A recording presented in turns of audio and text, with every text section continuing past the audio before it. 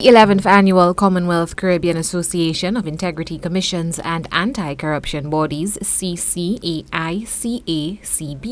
conference held at the Landings Resort and Spa has highlighted Saint Lucia's growing leadership in the fight against corruption. Despite this accomplishment, Dr. Roger Kurenting, head of the Public Sector Governance Unit of the Commonwealth Secretariat, says the region at large needs to better invest in their integrity commissions and anti-corruption bodies to effectively combat corruption. I realize that in the Caribbean, they are lacking in so many forms. You have integrity commissions that have no staff. You have integrity commissions that have no resources. Now, how can such institutions deal with corruption?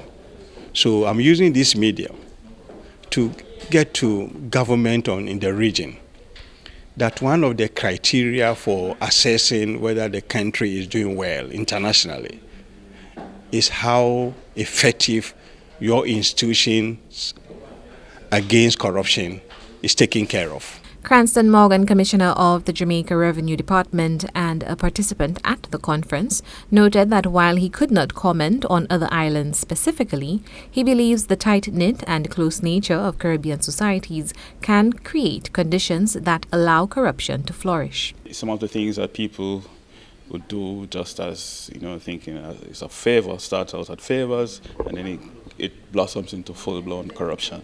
Maybe that's part of the issue that we face. We've also have this culture that we believe that, we can give somebody a bribe, what we call a bribe in Jamaica, to get through something, and we think nothing of it. We don't think of it as corruption. But then we start having small insidious things like that. It does grow, and then all of a sudden money starts to pass and favors starts to be exchanged, and then it becomes a full-blown issue. Ways to combat this type of corruption, he notes, is through training sessions, awareness campaigns, and lessons in ethics. One of the things to counter that, though, is to have awareness programs and training, like in the areas of ethics. So in this room where we had the conference, many of the entities spoke about having educational programs in schools, starting from primary level all the way up to tertiary, to sensitize the next generations of what is corruption, what is proper ethics, and hopefully that will redound to the benefit of the Caribbean. The only difference between the Caribbean region and the global community, Dr. Kurenting notes, is the strengths of those anti-corruption bodies. Human beings, we are all prone to corruption.